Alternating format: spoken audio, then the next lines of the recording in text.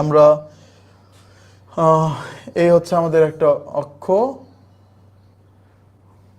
আমরা এটাকে হচ্ছে হোয়াইট কালার করে নেই, অক্ষগুলা হোয়াইট, একেবারে খুবই খুবই সহজ, খুবই সিম্পল।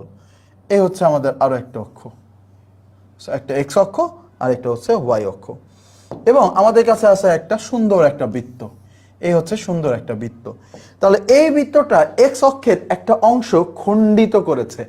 তাহলে এই যে একটা অংশ খণ্ডিত করেছে, কতটুকু অংশ খণ্ডিত করেছে? এই যে এতটুকু অংশ, এই যে এতটুকু অংশ তোমরা দেখতে পাচ্ছ সবুজ কালার, এই এতটুকু অংশের যে দৈর্ঘ্য, সেই দৈর্ঘ্যটা হচ্ছে 2 into root over G square minus C.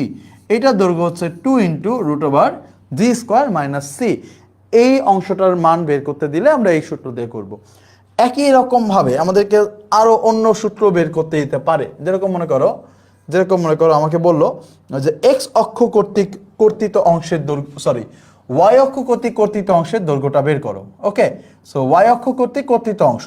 তাহলে দেখো আমরা আগের মতো একটা বৃত্ত নিলাম, এটা মনে করো আমাদের একটা বৃত্ত, এই হচ্ছে আমাদের একটা বৃত্ত। এই বৃত্তটা ওয়াই অক্ষকে কতটুকু অংশ ছেদ করছে? এই যে এতটুকু, এই যে এতটুকু।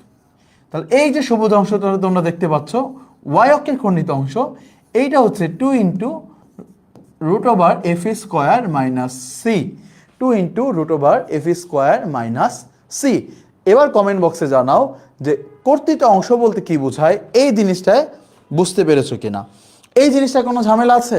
এটা একেবারে সিম্পল, একেবারে সহজ সাপটা কথা, যে আমাদের এতটুকু অংশের মান 2 into root over G square minus C, আর এতটুকু অংশের মান 2 into root over F square minus C, that's it. Okay.